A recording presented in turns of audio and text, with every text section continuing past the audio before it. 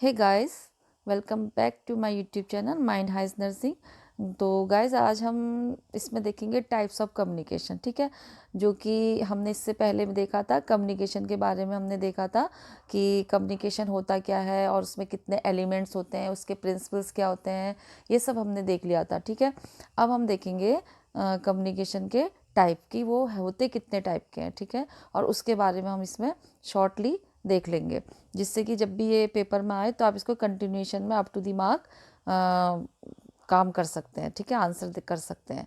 तो इसको स्टार्ट करने से पहले एक छोटी सी रिक्वेस्ट है कि इसमें आप ज़रूर से कमेंट करिएगा और लाइक और शेयर करिएगा और सब्सक्राइब भी करिएगा। सब्सक्राइब जो नए व्यूअर्स हैं उनसे रिक्वेस्ट है, जो आज इसको पहली बार देख रहे हैं चैनल में, तो वो सब्सक्राइब भी करिएगा और बेल आइकन को ज़रूर प्रेस करिएगा, जिससे कि जो भी कोई वीडियो इसमें अपलोड हो तो उसका नोटिफिकेशन आपको मिल जाए। तो अगर आप एजुकेशन के फील्ड में हैं तो आपको ये ज़रूर से इस चैनल को सब्सक्राइब करना चाहिए और बेल आइकन भी प्रेस करनी चाहिए, क्योंकि ये आपके काफ़ी काम आने वाला नोट्स इसमें पढ़ते हैं, जो कि आपको काम आते हैं पेपर के लिए भी, एंट्रेंस एग्ज़ाम के लिए भी। और हिंदी में इसको समराइज़ किया जाता है, नोट्स भी प्रोवाइड किए जाते हैं, एमसीक्यूज़ भी इसमें डाली जाती हैं, जो कि आपको एंट्रेंस एग्ज़ाम में काफ़ी हेल्पफुल होते हैं। और जो नोट्स इसलिए प्रोवाइड किए जाते हैं ताकि बच्चों को इधर उधर भागना ना पड़े, उसको समझें और नोट्स भी प्रोवाइड बना लें अपने नोट्स बुक में, जिससे कि वो पेपर में इजीली पढ़ लें। और अगर समझ में नहीं आ रहा तो दोबारा से वीडियो को देखें और उसको समझ लें। ठीक है, ताकि पेपर में आप बहुत अच्छे से आंसर कर पाएँ। तो और गाइस, सब्सक्राइब करने से तो बिल्कुल नहीं डरना चाहिए, क्योंकि उससे आप एक मेंबर बन जा रहे हैं, हमारे एक फैमिली के मेंबर हो जाते हैं। और जो भी हम इसमें एजुकेशनल मटेरियल प्रोवाइड करते हैं उस वो आपको भी उसका फ़ायदा मिलेगा। तो चलिए स्टार्ट करते हैं। Type of communication with a brief description. तो हम देखते हैं टाइप ऑफ कम्युनिकेशन, कितने टाइप से हम इसको कम्युनिकेशन को कम्युनिकेट कर सकते हैं। ठीक है, तो वो है, पहला तो है based on the means of delivering the message, कि हम किस किस बेसिस पे अपने मैसेज को डिलीवर कर सकते हैं। दूसरा हो गया based on the purpose of communication, कि जो हम कम्युनिकेट कर रहे हैं उसका मेन पर्पस क्या है, उस बेस पे हम उसको कम्युनिकेट करना। ठीक है, फिर हो गया based on the level of communication, यानी कि किस लेवल पे कम्युनिकेशन हो रहा है, किन के बीच में हो रहा है, उसका हम इसमें उसको भी उसके अकॉर्डिंग, लेवल के अकॉर्डिंग उसको डिस्ट्रीब्यूट कर सकते हैं, मैसेज को बांट सकते हैं। ठीक है, फिर थर्ड हो गया, फोर्थ हो गया based on the pattern of communication, यानी कि जो कम्युनिकेशन है वो किस टाइप का है, किस पैटर्न का है। तो ये हम इसमें अभी वन बाय वन देख लेते हैं। तो देखिए, based on the means of delivering the message में आएगा वर्बल कम्युनिकेशन और non verbal communication. Verbal communication में आएगा जिसको कि हम क्या कर सकते हैं, बोल के, लिख के, टेलीकम्युनिकेशन के थ्रू या इलेक्ट्रॉनिक कम्युनिकेशन के थ्रू क्या कर सकते हैं, अपनी जो मैसेज है उसको एक दूसरे तक पहुंचा सकते हैं। ठीक है, मतलब ये जो वर्बल कम्युनिकेशन और ये स्पोकन, रिटर्न और टेलीकम्युनिकेशन, इलेक्ट्रॉनिक कम्युनिकेशन जो भी हैं, ये जो एक ऐसे मीडियम होते हैं जिसको कि हम बोल के, लिख के मैसेज को पहुंचा सकते हैं। ठीक है, और इसमें वर्टिकल मैसेज होते हैं जो डायरेक्टली फेस टू फेस जो होते हैं, हम अपने मैसेज को देते हैं, बात करके हैं। और टेलीफोन के थ्रू हम टेलीफोन का यूज़ करके हम अपने मैसेज को देते हैं। ठीक है, और रिटर्न में हम कुछ पेन पेंसिल वगैरह इसका यूज़ करके हम अपने मैसेज को देते हैं, या मेल के थ्रू देते हैं, ईमेल के थ्रू देते हैं। और इलेक्ट्रॉनिक कम्युनिकेशन में हम जो होता है इलेक्ट्रॉनिक मटेरियल को यूज़ करके हम इसमें देते हैं अपने जो मैसेज होते हैं। ठीक है, जैसे कि कंप्यूटर के थ्रू, मोबाइल के थ्रू, मैं ये सारी चीज़ें हम अपने मैसेज को एक दूसरे तक पहुंचाते हैं। नॉन वर्बल कम्युनिकेशन का क्या हो गया कि इस कम्युनिकेशन में क्या हो गया कि this communication occur without word. ठीक है, ये विदाउट वर्ड यानी कि इसमें कोई भी जो होता है कम्युनिकेशन को बिना किसी वर्ड के, मतलब हम इसको अपने 5 सेंस के थ्रू, यानी कि जहाँ जो हमारे 5 सेंस होते हैं, all whole range of the body, हमारी जो मूवमेंट होता है, posture, gesture, facial expression and silence का यूज़ करके हम अपने मैसेज को क्या करते हैं, सेंड करते हैं, one person to another person, one group और ग्रुप में। इस तरीके से हम इसको मैसेज को सेंडर टू रिसीव, सेंडर जो है रिसीवर को जो है वो मैसेज को सेंड करते हैं। ठीक है, मतलब पहुंच जाता है सेंडर का मैसेज रिसीवर तक उसके जो नॉन वर्बली जो भी वो कहना चाहते हैं उनके पॉस्चर, गेस्चर, एक्सप्रेशन, फेशियल जो भी होता है उससे पहुंच जाता है। ठीक है, बहुत बार क्या होता है कि हम कम्युनिकेट मुंह से नहीं कर पाते हैं, जैसे कि घर पे कोई गेस्ट आ गए हैं और वहाँ पे हम जो है उनके सामने बच्चों को डांट नहीं पाते हैं अगर वो कुछ गलत कर रहे हैं, तो हम उनको अपनी आँखों से, अपने फेशियल एक्सप्रेशन से बता देते हैं कि ये नहीं, ये गलत है। तो इस तरीके से और कैसे ले सकते हैं इसका एग्जाम्पल पे, जैसे कि पेशेंट है, मेडिकल की लाइन में हम बोलें तो पेशेंट है, वो उससे हम पूछ रहे हैं कि आपको कितना दर्द हो रहा है, कितना दर्द, तो वो उसकी इंटेंसिटी, उसकी वो आपको बता नहीं पाएगा ना कि कितना हो रहा है, उसको मेजरमेंट तो नहीं कर पा रहा, लेकिन हम उसके जो फेशियल एक्सप्रेशन है, उसका जो हाव भाव है, उसको देख के पता चल जाता है कि पेशेंट जो है वो बहुत दर्द में है या उसे कुछ ज़्यादा दर्द नहीं है, हल्का है। तो ये हो गया नॉन वर्बल कम्युनिकेशन। इसमें आता है सिंबॉलिक कम्युनिकेशन और मेटा कम्युनिकेशन। ठीक है, सिंबॉलिक कम्युनिकेशन में क्या होगा, इसमें एक जो मैसेज होता है वो हम किसी जो कम्युनिकेट करने के लिए मतलब जो verbal as well as non verbal जो सिंबल को जो है कन्वे किया जाता है इसमें। ठीक है, सिंबल के थ्रू मैसेज को कन्वे कर सकते हैं इसमें हम लोग। और जो मेटा कम्युनिकेशन होता है उसमें क्या होता है कि वो अनकवर्ड मैसेज होता है ना, यानी कि वो जो मैसेज होगा उसको हमको समझना पड़ेगा। तो ये हम कह सकते हैं the communication with in the message is uncovered and understood in Meta communication. Mean हम इसका एग्जांपल अच्छे से समझाऊं तो आपको, मेटा कम्युनिकेशन में जैसे हम अब फिर से पेशेंट का एग्जांपल लेते हैं कि अगर पेशेंट ही समझ लीजिए या कोई एक पर्सन जिससे आपने पूछा आप कैसे हैं, तो उसने बोला ठीक हो, ओके, आई एम ओके, लेकिन आपको नहीं पता ना कि उस ओके के अंदर वो सही में सही बोल रहा है या वो इरिटेशन में टालने के लिए बोल रहा है। तो उसके फेशियल एक्सप्रेशन है, ये सबको देख के हुए आपको कम्युनिकेशन से समझना चाहिए। जैसे कोई पेशेंट से आपने बोला ठीक हो, उसने बोला ठीक हूँ, लेकिन वो अंदर से कितना ठीक है, वो कितना परेशान है, वो ही जान सकता है। तो कहने का मतलब हमको क्या करना चाहिए, मतलब इसको हम इस तरीके से भी बोल सकते हैं ना, मेटा का मतलब बियॉन्ड, कम्युनिकेशन का मतलब कम्युनिकेट करना, कम्युनिकेशन। ठीक है, मतलब बियॉन्ड द कम्युनिकेशन उसका बियॉन्ड द मैसेज हमको जाके उसके जो मीनिंग है उसको समझना पड़ेगा, उसकी प्रॉब्लम को समझना पड़ेगा। ठीक है, उसके बाद हो गया based on the purpose of the communication, मतलब कि क्या उद्देश्य है, क्या जो कम्युनिकेशन होता है वो किसी उद्देश्य से होगा। ठीक है, ऐसी बिना किसी पर्पस के तो कोई कम्युनिकेशन नहीं होगा। तो उसमें हम इसको बांट सकते हैं फॉर्मल कम्युनिकेशन, इनफॉर्मल कम्युनिकेशन और थेरेप्यूटिक कम्युनिकेशन। तो फॉर्मल कम्युनिकेशन क्या होता है, जिसको हम बोलते हैं औपचारिक कम्युनिकेशन, औपचारिक वे में, मतलब जो होता है ना, जैसे कि जिसमें बड़ा रिस्पेक्टफुली, और जैसे हम ये कह सकते हैं कि जो formal communication follows line of authority such as the organisational meeting. अब जैसे ऑर्गेनाइजेशनल कोई मीटिंग हो रही है तो उसमें क्या करना पड़ेगा आपको, जो अथॉरिटीज़ हैं, जो HODs हैं, उनको ध्यान में रखते हुए, उनकी जो गाइडलाइन होती है उसको ध्यान में रखते हुए और अपनी जो कम्युनिकेशन की स्किल है उसमें काफ़ी फोकस करते हुए आपको फॉर्मली बात करनी है। और जो इनफॉर्मल कम्युनिकेशन होता है वो क्या होगा कि अनौपचारिक तरीके से, मतलब कह सकते हैं इसको आप। ठीक है, जैसे कि हम इसको ये समझ सकते हैं कि जो informal communication does not follow the line of the authority such as the, हम इसमें बोल सकते हैं सच एज गॉसिप। सबसे बेस्ट एग्जांपल गॉसिप, मतलब ये गपशप जिसे बोलते हैं ना, तो इसमें कोई अथॉरिटी या HODs की कोई लाइन का जो है वो पालन नहीं किया जाता। हम इसमें अपने कोई भी टॉपिक पे लेके बात कर सकते हैं इजीली। ठीक है, और फिर हो गया थेरापेटिक कम्युनिकेशन, तो आपको मालूम ही है, जैसे कि इसमें क्या होता है कि जो पेशेंट होता है और जो patient and care provider get opportunity to learn about each other, है ना, to modify the patient behaviour. क्यों, मतलब थेरापेटिक कम्युनिकेशन का मतलब एक IPR को अच्छी से मेंटेन करना पेशेंट के साथ। ठीक है, जिससे कि आप उस पेशेंट की प्रॉब्लम को शॉर्ट आउट कर सकें, तो थेरापेटिक कम्युनिकेशन हो गया। अब जैसे आप कब से बीमार थे, क्या प्रॉब्लम थी, ऐसा क्यों हुआ, या मतलब उसकी हिस्ट्री लेना, तो अपनी IPR को अच्छे से मेंटेन करना ताकि पेशेंट अपनी सारी प्रॉब्लम को आपके साथ शेयर कर पाए।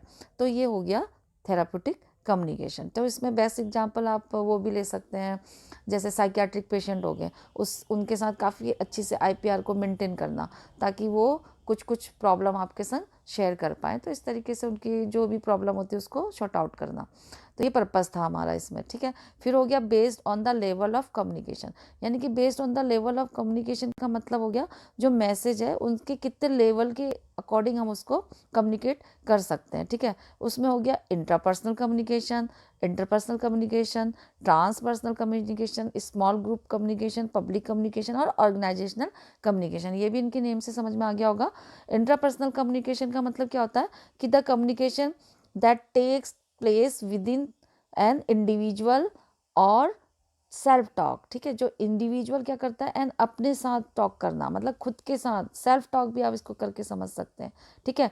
इसमें क्या होगा कि अपने आप से बात करके, एक जो इंडिविजुअल होता है उसके अंदर क्या चल रहा होता है, वो उसके अंदर होने वाला जो कम्युनिकेशन होता है उसको खुद को अंडरस्टैंड करने में क्या करता है, काफ़ी हेल्प करता है। तो ये हो गया इंट्रापर्सनल कम्युनिकेशन, ठीक है। और हो गया इंटरपर्सनल कम्युनिकेशन। इंटरपर्सनल कम्युनिकेशन क्या हो गया, वेयर टू और मोर पीपल क्या करते हैं, शेयर द जो आइडियाज़ एंड मैसेज होता है वो एक दूसरे के संग क्या करते हैं, share the ideas and message with each other, ठीक है। उनके साथ एक दूसरे के संग अपने विचारों को बांटना, आइडियाज़ को शेयर करना।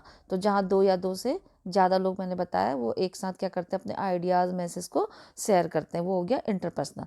उसके बाद हो गया ट्रांसपर्सनल जो होते हैं कम्युनिकेशन।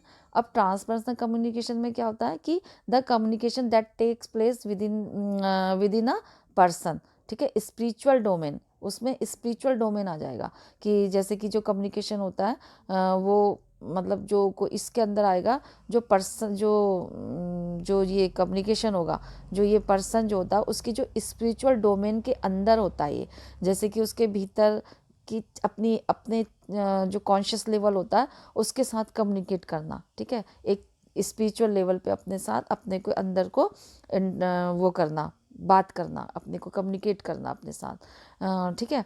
उसके बाद हो गया स्मॉल ग्रुप कम्युनिकेशन। क्या हो गया, स्मॉल ग्रुप का मतलब हो गया एक छोटे छोटे ग्रुप में कम्युनिकेट करना, ठीक है। जैसे कि हम इसमें बोल सकते हैं कि ये अब स्मॉल ग्रुप का मतलब हो गया कुछ ऐसे कम्युनिकेशन करना, जैसे इसमें क्या होंगे, एक ऐसा छोटा ग्रुप होगा जैसे 3 से 4 लोग होंगे इसमें, वो आमने सामने बात कर सकते हैं, ठीक है। और इलेक्ट्रॉनिक मीडियाज़ का यूज़ करके कर सकते हैं, ठीक है। तो ये हो गया कम्युनिकेशन, जैसे कि इंटरेक्शन फेस टू फेस और यूजिंग इलेक्ट्रॉनिक मीडिया, जैसे हम फेसबुक वगैरह में या फिर वीडियो कॉलिंग में उसके एग्जांपल इसमें डाल सकते हैं, ठीक है। फिर है पब्लिक कम्युनिकेशन। पब्लिक कम्युनिकेशन का मतलब हो गया पब्लिक के साथ कैसे कम्युनिकेट करना, ठीक है। इसमें आ जाएगा इंटरेक्शन ऑफ वन और more people with a large audience, ठीक है। यानी कि जो इंटरेक्शन होता है वो किसी मतलब वन और more people with large audience, एक पर्सन या 2 पर्सन या ये लोग क्या कर रहे हैं, बहुत सारे लार्ज पब्लिक से क्या कर रहे हैं, कम्युनिकेट कर रहे हैं, ठीक है। सच एज आप इसमें एग्जांपल डाल सकते हैं हेल्थ टॉक का, ठीक है। हेल्थ टॉक बाय नर्स, जो नर्स होती है वो क्या करती है, टू अ ग्रुप और पीपल को क्या करेगी, वो मतलब हेल्थ टॉकिंग देगी। तो आप इसको हेल्थ टॉक से समझ सकते हैं पब्लिक कम्युनिकेशन को, ठीक है। फिर है ऑर्गेनाइजेशनल कम्युनिकेशन। ऑर्गेनाइजेशनल कम्युनिकेशन का मतलब होता है कि ऑर्गेनाइजेशन के अंदर, यानी कि जो एक संगठनात्मक जो काम होता है, मैसेज होता है, वो उसका आदान प्रदान, मतलब कि कम्युनिकेट करना। तो ये हो गया it takes place when individual and group within an organisational, जो ऑर्गेनाइजेशन जो कम्युनिटी जो ये कम्युनिकेशन होता है to achieve establish organisational goals, यानी कि जो ऑर्गेनाइजेशनल गोल्स होता है उसको अचीव करने के लिए क्या करते हैं, वहाँ पे वो इंडिविजुअल और जो ग्रुप होते हैं वो आपस में क्या करते हैं, कम्युनिकेट करते हैं। तो उसको बोलेंगे कुछ अचीव करने के लिए, जो मतलब जब किसी ऑर्गेनाइजेशन के अंदर जो पर्सन और ग्रुप होते हैं वो आपस में क्या करते हैं, कुछ उनका अचीव करने का जो गोल होता है उसके लिए वो कम्युनिकेट करते हैं। तो वो तब गोल ओरिएंटेड कम्युनिकेशन हो गया within the organisation. Then fourth one हो गया based on the pattern of communication. इसमें क्या आ जाएगा कि पैटर्न के आधार पे कम्युनिकेट करना, ठीक है। तो इसमें आ गया one way communication. One way communication का मतलब क्या हो गया कि it is a unidirectional process भी आप बोल सकते हैं। यूनिडायरेक्शनल प्रोसेस होगा where the message follow from the sender to the recipient without feedback. इसमें क्या होता है कि कोई फीडबैक नहीं लिया जाता है, सीधे सीधे एक पर्सन या एक जो भी है वो जो इंडिविजुअल है यूनिडायरेक्शनल इसीलिए बोलते हैं, कोई एक इसमें कम्युनिकेट कर रहा है, ठीक है। जैसे कि आप इसमें बोल सकते हैं पब्लिक स्पीच, कोई एक स्पीच दे रहा है पब्लिक को, लेकिन उसका क्या फीडबैक मिल रहा है उसको पता नहीं है, बस वो स्पीच देगा और निकल जाएगा, लेकिन पब्लिक का फीडबैक उसको पता नहीं है कि उसमें क्या फीडबैक उसको मिला।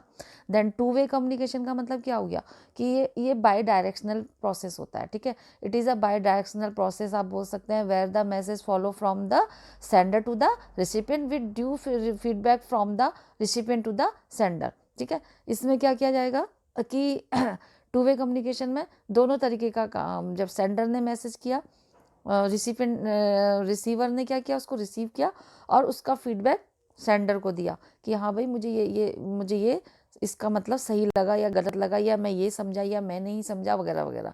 तो ये हो गया टू वे कम्युनिकेशन, ठीक है, जो दोनों के बीच में हो रहा।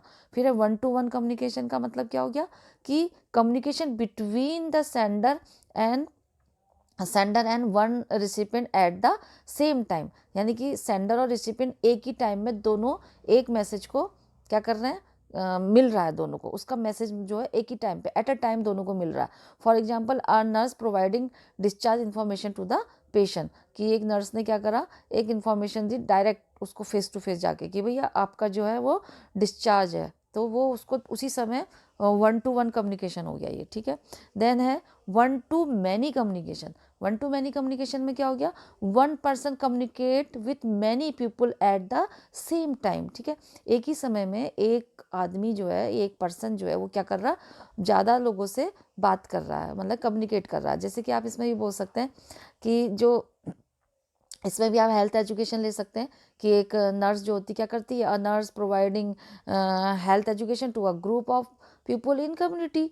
तो ये आपने हेल्थ टॉक का एग्जांपल इसमें ले लिया, ठीक है, एक पर्सन ने इतने सारे लोगों को कम्युनिकेट किया। अब है मैनी टू वन कम्युनिकेशन, यानी कि मैनी टू वन कम्युनिकेशन आप समझ रहे हैं का मतलब क्या हुआ कि many people communicating with one person at the same time, कि एक ही पर्सन जो है वो मैनी पर्सन जो है वो किसी एक के साथ कम्युनिकेट कर रहे हैं, ठीक है, सेम टाइम में। And same time for example आप इसमें ले सकते हैं अ group of expert taking a interview. आपने देखा होगा, कभी इंटरव्यू दिए होंगे या देंगे, तो उसमें क्या होता है, चैनल होता है जो कि वन बाय वन जो एक्सपर्ट होते हैं अपने अपने फील्ड से उनसे क्वेश्चन पुटअप करते हैं किसी एक पर्सन से, जब इंटरव्यू होता है तो किसी भी जॉब के लिए, है ना, या एंट्रेंस एग्ज़ाम जब देते हैं तो वाइवा में पूछे जाते हैं, तो ये आप इसमें समझ सकते हैं। तो ये हो गया base on the pattern of communication. Then facilitators of communication, यानी कि जो facilitators help achieve smooth and hurdle free communication between two or more people. The facilitators of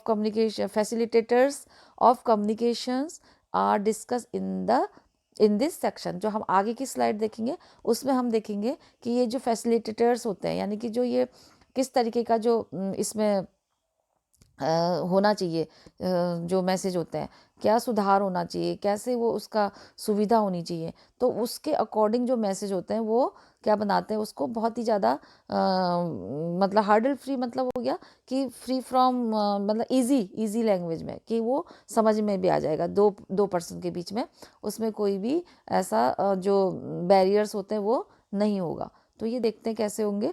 तो इसमें आने चाहिए आपके 7 C's ऑफ इफेक्टिव कम्युनिकेशन। तो आप एक इसमें सब हेडिंग बना सकते हैं कि जो 7 C's, इसमें सी से ही ये स्टार्ट होंगे, तो जो 7 C's होते हैं वो जो कम्युनिकेशन होगा उसके कम्युनिकेशन प्रोसेस को बहुत ज़्यादा इफेक्टिव बनाएंगे और ईजी बनाएंगे। The 7 C's communication are the consider essential for the effective written and oral communication. ये दोनों में काम आएंगे, रिटर्न में भी और ओरल कम्युनिकेशन के लिए भी। ये जो 7 C's हैं वो मैसेज को कम्युनिकेशन को इफेक्टिव बनाने में, ठीक है। These 7 attributes are as follows. ये जो कैरेक्टरिस्टिक्स हैं, ये जो इसके जो एट्रीब्यूट्स हैं वो ये नीचे दिए गए हैं। जैसे कि फर्स्ट वन इज इसमें जो होती है क्लैरिटी होनी चाहिए, जो क्लियर मैसेज होगा help the receiver understand the message easily and appropriately avoiding any possible misunderstanding, ठीक है। वो क्या करेगा, जब उसमें क्लैरिटी होगी मैसेज में, तो जो रिसीवर होगा उसको बहुत इजीली क्या मिलेगा, समझ में आएगा मैसेज, और उसमें कोई उसको मिसअंडरस्टैंड नहीं रहेगा, वो उसको अच्छी से अंडरस्टैंड कर पाएगा, ताकि वो उसको उसमें आगे को फीडबैक देगा। देन दूसरा हो गया कंप्लीटनेस। कंप्लीटनेस का मतलब क्या हो गया कि incomplete communication has no use, यानी कि जो इनकम्प्लीट मैसेज होता है उसका तो कोई यूज़ ही नहीं है, वो यूजलेस हो जाएगा, उसका कोई मीनिंग ही नहीं निकलेगा और ना कोई उसका पर्पस सॉल्व होगा। Therefore a message send by the sender must be complete, इसलिए जो सेंडर होगा उसको जो भी मैसेज देने वो कंप्लीट होने चाहिए to achieve a desire purpose of communication, ताकि जो कम्युनिकेशन का जो डिज़ायर पर्पस है, यानी कि जिसलिए वो सेंडर मैसेज दे रहा है, जिस पर्पस को अचीव करने के लिए, जिसका जो उसका उद्देश्य है वो क्या हो जाए, फुलफिल तभी होगा, पूरा तभी होगा जब वो मैसेज पूरा अच्छी से कंप्लीट होगा। देन हो गया थर्ड वन इज कंसाइजनेस। ठीक है, अब इसमें क्या होगा, कंसाइज वे में होना चाहिए, यानी कि जो कम्युनिकेशन का होता है, communication can be more effective if the message is concise way में होना चाहिए as possible, so the meaning is not lost, a large amount of content at can be easily understood by the receiver, यानी कि message जो होता है concise way में होना चाहिए। ठीक है, एक शॉर्ट रूम में होना चाहिए और पूरे अच्छे से उसको मीनिंगफुल होना चाहिए। अगर वो ज़्यादा लेंदी करके देंगे, बहुत ज़्यादा लंबा मैसेज देंगे, तो हो सकता है वो अपनी मीनिंग खो दे, यानी मीनिंगलेस हो जाए, यानी कि जो जिस पर्पज़ के लिए मैसेज दिया जा रहा है वो पर्पज़ ही समझ में नहीं आएगा, तो ये ईजिली अंडरस्टूड नहीं होगा। तो इसलिए मैसेज जो होता है छोटा होना चाहिए और सरल होना चाहिए। This also make communication less time consuming and crystallised, और ये जो मैसेज होगा, जो शॉर्ट मैसेज होगा, समझ में भी जल्दी आएगा और ज़्यादा वेस्ट भी नहीं करेगा टाइम को। ठीक है, फिर हो गया कॉन्क्रीटनेस। तो जो ये जो जो क्या नाम है, फोर्थ वन इज कॉन्क्रीटनेस हो गया। कॉन्क्रीटनेस का मतलब हो गया कि concrete communication is specific, clear and free from fuzziness. और जो कॉन्क्रीट मैसेज का मतलब हो गया, ये जो कॉन्क्रीट कम्युनिकेशन होता है, यानी कि एक तरीके से आपस में सामंजस्य जिसको बोलते हैं ना, कि वो होना चाहिए कम्युनिकेशन के अंदर। तो जब वो होगा तो वो एक जो कम्युनिकेशन होगा वो स्पेसिफिक होगा, साफ सुथरा, क्लियर और इजी होगा, जिससे कि जो उसकी जो मिसअंडरस्टैंडिंग जो होगी वो नहीं हो पाएगा। ठीक है, तो जो कॉन्क्रीटनेस में कम्युनिकेशन मोर स्पेसिफिक है, मीनिंगफुल बनाएगा उसको, अगर उसमें सामंजस्य होगा, यानी कि जो कंक्रीट मैसेज होगा वो क्लियर होना चाहिए और स्पेसिफिक होना चाहिए। और इसमें जो होता है, अगर वो इस तरीके का मैसेज होगा तो वो ज़्यादा मीनिंगफुल होगा। उसके बाद हो गया करेक्टनेस। करेक्टनेस ये फिफ्थ सी है इसका मतलब। ठीक है, करेक्टनेस का मतलब हो गया correct communication help in having a error free message और content in communication. Correctness should be in reference to grammar or in the use of right word at the right place। ये focus करने वाली बात है, use of right word at the right place. इसी से आपको पूरा मैसेज समझ में आ गया होगा। करेक्टनेस यानी कि जो मैसेज होता है वो बिल्कुल करेक्ट होना चाहिए और डबल माइंडेड नहीं होना चाहिए, यानी कि एरर फ्री मैसेज होना चाहिए। और उसमें क्या कंटेंट होना चाहिए, करेक्ट कंटेंट होना चाहिए, यानी कि जो पर्पस पे बात करनी है उसी पे फोकस होना चाहिए। और उसके जो वर्ड होते हैं वो कैसे होने चाहिए, सही होने चाहिए, कि हमें ये पता होना चाहिए कि हमें कहाँ पे कौन सा चीज़ यूज़ करनी है, कौन से वर्ड यूज़ करने हैं। तो अगर इस तरीके का मैसेज होगा, करेक्ट होगा, तो वो काफ़ी मीनिंगफुल भी होगा और समझ में भी आएगा और उसमें ज़्यादा कंट्रोवर्सी भी नहीं होगी। तो इसलिए मैसेज जो होना चाहिए वो करेक्ट होना चाहिए। ठीक है, तो वो हेल्प करेगा। करेक्ट मैसेज तो हम बोल सकते हैं correct communication help in having an error free message, तभी वो एरर फ्री हो पाएगा। फिर है कर्टेसी। कर्टेसी का मतलब तो सबको पता है, शिष्टाचार होना बहुत ज़रूरी है मैसेज में। ठीक है, ये क्या करेगा, courtesy help the sender and receiver express their politeness, empathy और सिंसियरिटी। ठीक है, अगर उसमें जरा सी भी कर्टेसी है, कोई जो सेंडर है वो मैसेज भेज रहा है, तो उसको अपने वर्ड ऐसे रखने चाहिए जिसमें कि पढ़ के ही समझ में आए कि काफ़ी पोलाइट है और वो मेरे साथ काफ़ी सिंपैथी फील कर रहा है। एम्पैथी कर रहा है मतलब कि मेरे दुख को अपना समझ के उसने इतना, मतलब ये समझ के बात कर रहा है, मेरी प्रॉब्लम को समझ रहे हैं।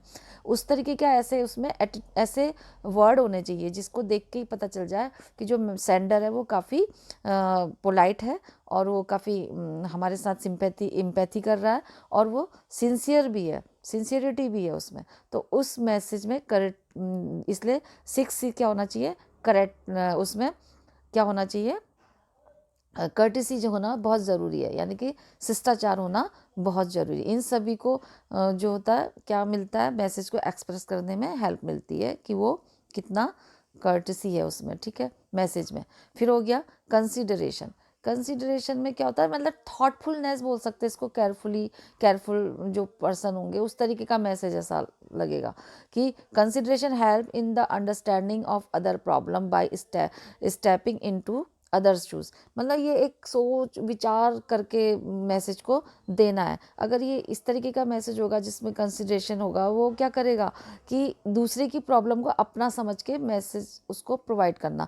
तो हम इसको अदर वर्ड में बोले तो problem by stepping into other shoes, तभी उसकी इसमें बोला जाता है ना, help in the understanding of others problem, यानी कि दूसरे की प्रॉब्लम को समझ के उसको देना। जैसे कि बोलते हैं ना कि जब दूसरे के शूज़ में पैर डालो तो तब उसकी पता चलेगा कि उसकी प्रॉब्लम क्या है। तो ये कहने का मतलब है, इसका मतलब समझ में इससे हम समझ सकते हैं, a message delivering follow the principle of the consideration is accepted by the recipient more openly and easily. तो इससे क्या होगा, जो रिसीवर होगा अगर उसको ऐसा लगता है कि उसका जो मैसेज है वो मतलब काफ़ी मतलब प्रॉब्लम को समझने वाला है, मेरी प्रॉब्लम को समझ रहा है, तो वो क्या करेगा, प्रॉब्लम को बहुत ही ज़्यादा मतलब उसको बहुत अच्छी से रिसीव करेगा, ठीक है, और ओपनली उसको खुले विचारों से उसको रिसीव करेगा और उसको एक्सेप्ट करेगा और उस पर काम करेगा। तो मैसेज कैसा होना चाहिए, उसकी प्रॉब्लम को समझते हुए उसमें ऐसे सिद्धांत होने चाहिए, विचारों के सिद्धांत का पालन करते हुए मैसेज होना चाहिए कुल मिला के। उसके बाद हो गया जनरल गाइडलाइन क्या होती है। जनरल गाइडलाइन है मैं ये कम्युनिकेशन की, पॉजिटिव एटीट्यूड होना चाहिए कम्युनिकेशन में, ठीक है। Positive attitude facilitate communication. तो एक वो क्या करेगा, कम्युनिकेशन को और इजी और अच्छा बनाएगा अगर उसमें पॉजिटिव है तो, ठीक है, पॉजिटिवनेस होनी चाहिए। तो उसमें क्या हो जाएगा, पॉजिटिवनेस में क्या हो जाएगा कि पॉजिटिव एटीट्यूड, अवॉइड क्रिटिज्म, तो इसमें कोई क्रिटिज्म नहीं होना चाहिए, तब ये जाके एक उसको पॉजिटिव एटीट्यूड उसको और वो फैसिलिटेट करता है। फिर है इम्प्रूविंग कम्युनिकेशन स्किल, और इम्प्रूविंग कम्युनिकेशन स्किल क्या होती है, टेक नॉलेज एंड वर्क, उसको इम्प्रूव करने के लिए, अपनी कम्युनिकेशन स्किल को इम्प्रूव करने के लिए, और उसमें अगर नॉलेज होगी, और उसमें हम क्या करेंगे, जब नॉलेज होगी तो वर्क करेंगे, और जब नॉलेज ही नहीं होगी तो वर्क नहीं करेंगे। तो क्या करना है, कम्युनिकेशन स्किल जो होती है इम्प्रूव तभी होगी जब ज़्यादा नॉलेज हो, उसमें नॉलेज बढ़ानी चाहिए, उसमें काम करेंगे। Awareness, increasing awareness of the potential of improving communication, तो जो इंक्रीज अवेयरनेस होती है वो हमारी जो कम्युनिकेशन स्किल होगी उसको भी वो क्या करेगी, इम्प्रूव करेगी। तो ये इसका फर्स्ट स्टेप है बेटर कम्युनिकेशन का, कि अपनी जो नॉलेज है उसको और ज़्यादा इंक्रीज करना है, ठीक है। Getting feedback of communication skill, और क्या होता है कि including communication as a skill to be involved along with other skill facilitate communication. एक फैसिलिटेट कम्युनिकेशन हम ये भी बोल सकते हैं कि जैसे कम्युनिकेशन इज स्किल के साथ साथ हमें ये सोचना चाहिए कि जैसे हमें हमारी अदर स्किल को इवॉल्वेट किया जाता है दूसरों के द्वारा, तो जब हम कम्युनिकेट करते हैं तो हमें ये भी सोचना चाहिए कि हमारी कम्युनिकेशन स्किल को भी कोई ना कोई अदर्स लोग इवॉल्वेट कर रहे हैं, देख रहे हैं, समझ रहे हैं। और इसलिए हमको अगर ये समझ में आ जाएगा कि हमारी जो मैसेज है, जो हमारा कम्युनिकेशन है, उसको दूसरे लोग देख रहे हैं और इवॉल्वेट कर रहे हैं, तो ये हमको क्या करेगा, it help other people improving there communication skill by helping them understand their communication problem.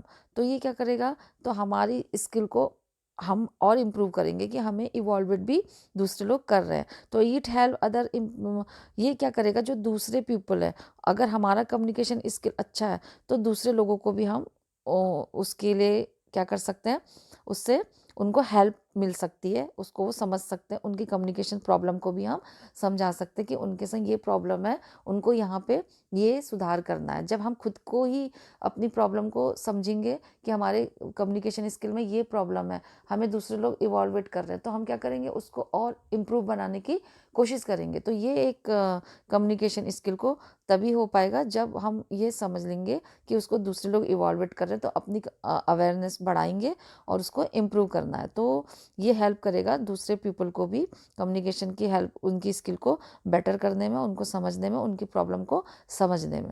उस पर गोल ओरिएंटेड कम्युनिकेशन, तो इसमें क्या होगा, making communication goal oriented boost communication. तो जो भी कम्युनिकेट करते हैं तो विदाउट एनी गोल कम्युनिकेशन होता ही नहीं है।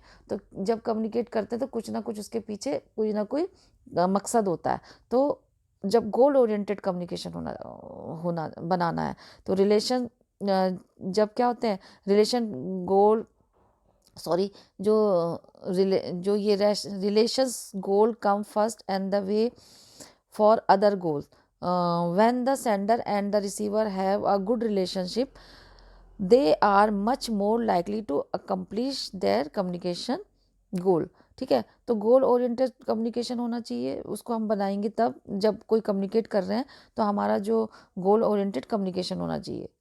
ठीक है, कोई भी कम्युनिकेशन गोल उसके पीछे हो, और जो रिलेशन जो रिलेशंस होते हैं, अगर जो हमारे जब जो सेंडर होता है और जो रिसीवर होता है उनके बीच का जो रिलेशंस होंगे वो कैसे होंगे, जब अच्छे होंगे तो क्या होगा कि जो रिलेशनशिप उनके बीच में गुड होगी तो क्या होगा, तो उसका जो अकम्प्लिश देयर कम्युनिकेशन गोल, तो वो अपने जो गोल है उसको वो अकम्प्लिश मतलब प्राप्त करने में उनको हेल्प होगी। तो वो जो गोल है उसको अचीव करने में उनको काफ़ी हेल्प मिलेगी, और वो उनका रिलेशनशिप आपस में गुड होगा तो कम्युनिकेशन भी क्या होगा, अच्छा होगा। जब कम्युनिकेशन अच्छा होगा तो क्या मिलेगा, जो गोल ओरिएंटेड होगा उनका जो भी कम्युनिकेशन है, यानी कि उनका जो गोल है वो अचीव होगा। जब आपस में कम्युनिकेशन अच्छा होगा तभी वो कम्युनिकेट कर पाएंगे, जब उनका रिलेशन ठीक होगा।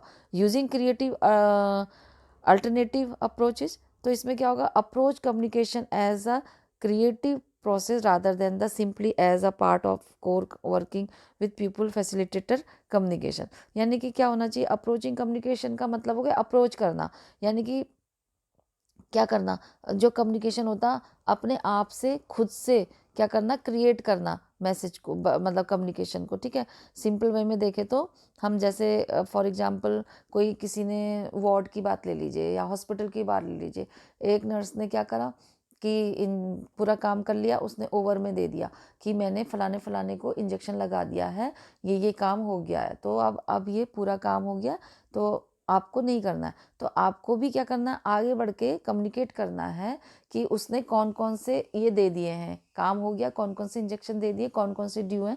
मतलब वो कम्युनिकेशन स्किल उनकी और बेटर हो रही है, उनका जो मैसेज होता है वो और उनको क्या हो रहा, मतलब गोल ओरिएंटेड होगा। तो क्या करना चाहिए, अप्रोच करना चाहिए अपनी कम्युनिकेशन को, स्किल को और इम्प्रूव करने के लिए खुद से अप्रोच करनी चाहिए, खुद से आगे बढ़ के कम्युनिकेट करना चाहिए आगे वाले से। तो तभी क्या होगा, इसमें और ज़्यादा वर्क करना चाहिए, तो कम्युनिकेशन क्या होगा और बेटर।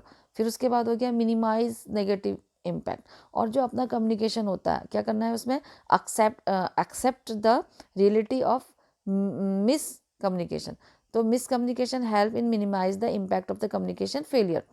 तो अगर हमने ये एक्सेप्ट कर लिया कि मिस कम्युनिकेशन जो हुआ है उसमें अगर हम उसको एक्सेप्ट कर लेते हैं तो क्या होगा कि जो ये थोड़े बहुत मिस कम्युनिकेशन हो जाता है, मिनिमाइज हो जाता, उसको मिनिमाइज कर सकते हैं। तो जो कम्युनिकेशन जो होगा मिस कम्युनिकेशन नहीं हो पाएगा, वो फेल हो जाएगा।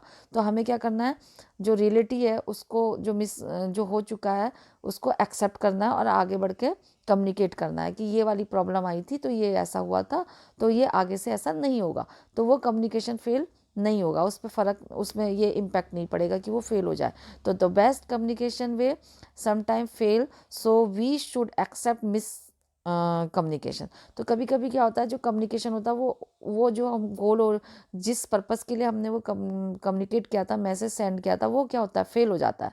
तो इसलिए हमको क्या करना चाहिए, उसको एक्सेप्ट करना चाहिए कि हाँ ये कम्युनिकेशन क्या हो गया था, मिस कम्युनिकेट हो गया था, मतलब ये ठीक से पास नहीं हो पाया, अच्छी से समझ नहीं आ पाया, या मैं इसको अच्छे से नहीं समझा पाई, and work toward minimise is negative impact. तो क्या होगा, इससे नेगेटिव इम्पैक्ट नहीं पड़ेगा कम्युनिकेशन का।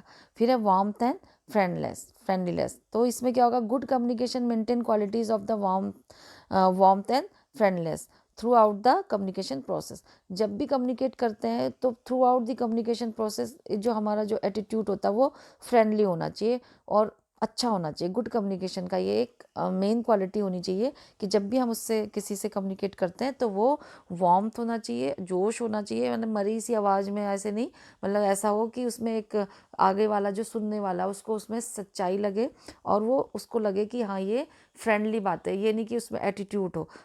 तो ये सब चीज़ें गुड कम्युनिकेशन में को मेंटेन करने के लिए ये एक क्वालिटी है कि वार्मथ और फ्रेंडलीनेस होना। फिर ओपननेस एंड रिस्पेक्ट। तो जब भी एन एटीट्यूड ऑफ एक्सेप्टेंस जो होता है frankness, respect, help in improving communication.